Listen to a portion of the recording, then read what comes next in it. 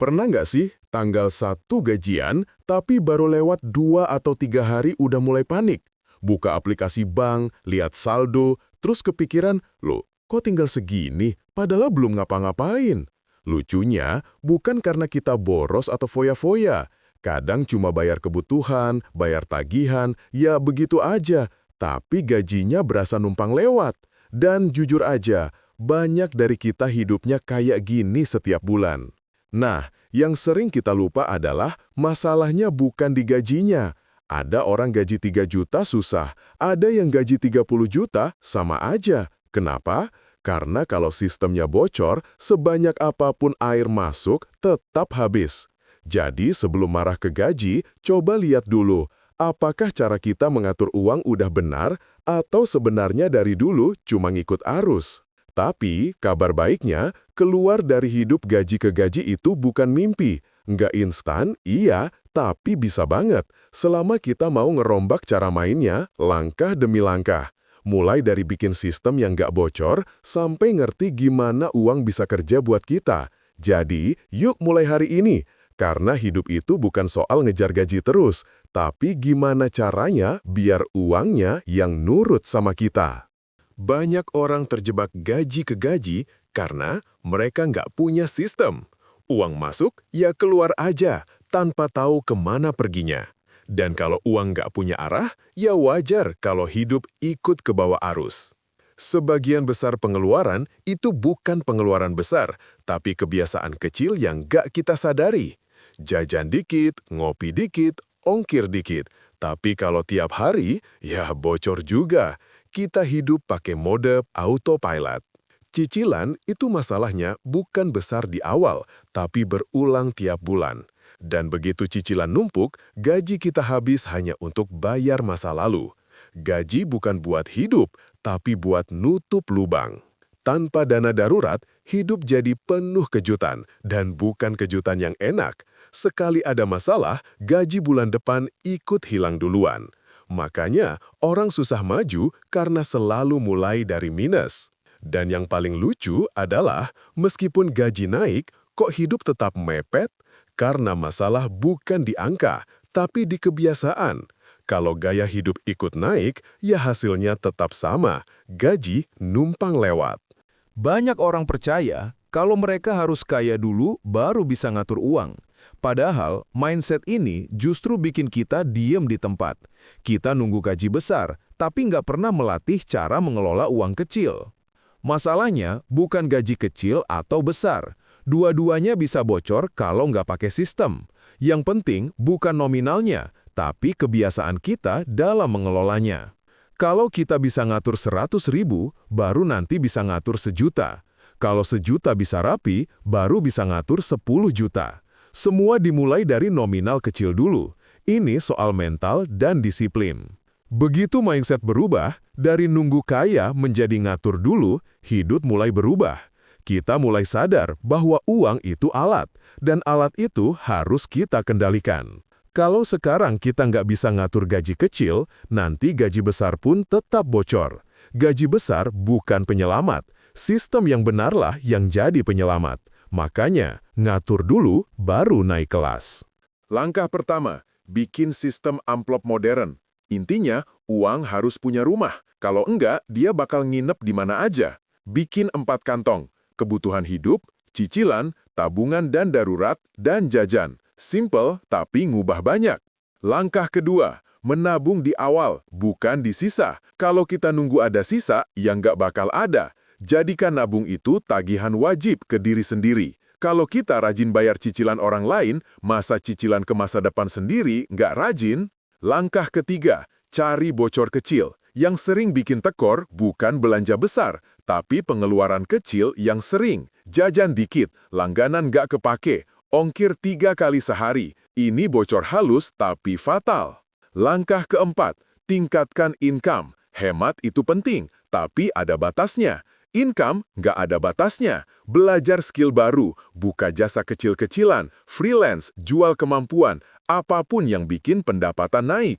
Kunci akhirnya adalah kombinasi 2 arah. Kendalikan pengeluaran dan perkuat pendapatan. Dua-duanya harus jalan bareng. Dan kalau dilakukan konsisten, hidup gaji ke gaji pelan-pelan akan hilang. Hidup itu penuh plot twist. HP rusak, motor mogok, keluarga sakit, hal-hal yang nggak pernah kita rencanakan. Tapi selalu datang di waktu yang salah. Dan masalahnya, kalau kita nggak punya dana darurat, setiap masalah kecil berubah jadi masalah besar. Bukan cuma capek finansial, tapi capek mental juga. Akhirnya apa? Kita terpaksa minjam atau klik pay later.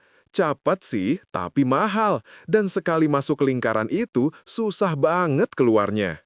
Itulah kenapa dana darurat itu penting. Dia bukan cuma tabungan, tapi tameng. Pelindung pertama yang bikin kita nggak goyang tiap kali ada hal tak terduga. Dan enaknya, dana darurat nggak harus besar. Mulai dari 100.000, 200, pelan-pelan jadi 1 juta. Lama-lama kebentuk sampai 1 bulan pengeluaran.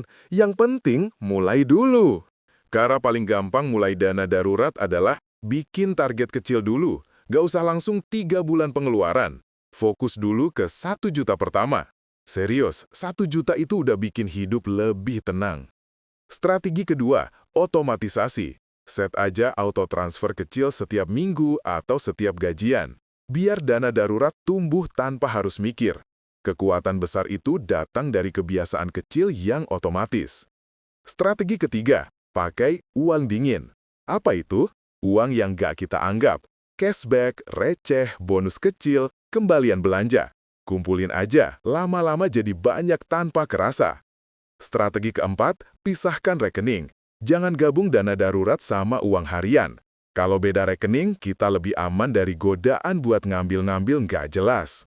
Dan terakhir, rayakan progres kecil. Serius, lihat dana darurat naik dari 100.000 ke 200.000 itu memotivasi banget. Yang penting konsisten. Dana darurat itu bukan sprint, tapi maraton. Cara pertama menjaga dana darurat adalah bikin aturan yang jelas. Dana darurat cuma untuk kondisi darurat beneran. Bukan jajan, bukan liburan, bukan iseng-iseng beli gadget. Aturan bikin kita lebih disiplin. Kedua, simpan dana darurat di tempat yang sedikit susah diambil. Misal di rekening berbeda, e-wallet berbeda, atau tabungan tanpa kartu. Semakin susah diakses, semakin kecil godaan buat ngambil. Ketiga, kalau terpaksa dipakai, selalu catat. Catat kenapa dipakai, berapa yang keluar, dan kapan harus diganti. Catatan bikin kita sadar dan gak asal ambil. Keempat, isi ulang setelah terpakai. Jangan nunggu longgar dulu. Sedikit-sedikit isi lagi sampai kembali ke nominal ideal. Ini yang bikin dana darurat tetap kuat. Dan terakhir, jangan pakai dana darurat karena emosi. Lagi bete, lagi capek, lagi pengen self-reward, itu bukan alasan buat ngambil dana darurat. Jaga perasaan, jaga keputusan. Keuangan yang tenang, itu dimulai dari diri yang tenang. Banyak orang terjebak karena cuma fokus ngirit. Padahal ngirit itu ada batasnya. Kita cuma bisa potong pengeluaran sampai titik tertentu. Tapi income itu bisa naik terus, nggak ada batasnya. Kalau pengeluaran cuma bisa ditekan, pendapatan bisa ditingkatkan tanpa akhir. Cara naikkan income itu banyak. Bisa freelance, bisa jual skill, bisa jual jasa kecil-kecilan, bisa manfaatin hal-hal yang udah kita bisa. Upgrade skill juga nggak harus mahal. Banyak kelas murah, bahkan gratis. Dan skill baru itu otomatis bikin peluang income makin besar. Keluar dari hidup gaji ke gaji itu nggak cukup ngirit doang. Ini kombinasi. Kendalikan pengeluaran, kencangkan pendapatan. Dua-duanya jalan bareng, baru hidup mulai naik kelas. Hidup itu penuh plot twist. HP rusak, motor mogok, keluarga sakit, semuanya datangnya tiba-tiba. Dan sayangnya, hidup gak pernah nanya dulu, kamu siap nggak sebelum masalah datang? Masalahnya bukan daruratnya, tapi kita yang sering nggak siap. Kalau kita nggak punya dana darurat, semua masalah itu cuma punya satu ujung, hutang. Bukan karena kita boros, tapi karena dompetnya nggak punya perisai. Makanya, banyak orang kerja keras setiap bulan, tapi merasa hidupnya mundur. Karena setiap ada darurat, gaji bulan depan ikut hilang duluan. Dan bagusnya, dana darurat itu bisa dibangun pelan-pelan. mulai dulu dari 1 juta. Kalau sudah kuat, naik ke 1 bulan pengeluaran, lalu bertahap ke 3-6 bulan pengeluaran. Sedikit demi sedikit, lama-lama jadi tameng yang kuat. Kalau hidup, pasti ada darurat. Masa dompet kita nggak siap. Kita sudah bahas banyak hal. Kebocoran keuangan, dana darurat, sampai cara ningkatin income. Dan satu hal yang harus diingat, perjalanan finansial itu bukan sprint. Ini maraton. Pelan-pelan, tapi pasti. Begitu mindset berubah, hidup ikut berubah. Bukan lagi hidup yang nunggu tanggal gajian. Bukan lagi panik tiap darurat kecil muncul. Kita mulai hidup dengan arah, bukan sekedar reaksi. Uang itu cuma alat. Alat buat bikin hidup aman, nyaman, dan punya pilihan. Bukan sesuatu yang harus dikejar kayak monster tiap bulan. Saat kamu mengendalikan uang, kamu mengendalikan masa depanmu. Sekarang tinggal satu pertanyaan. Kamu mau terus hidup gaji ke gaji, atau mulai bangun sistem yang bikin hidupmu naik kelas? Kalau bukan sekarang, kapan lagi? Kalau kamu pengen hidup lebih tenang, lebih terarah, dan gak lagi dimainin keadaan, mulai langkah kecil hari ini. Dan kalau butuh panduan, klik subscribe, hidupkan notifikasi, dan belajar bareng kita di Sadar Keuangan.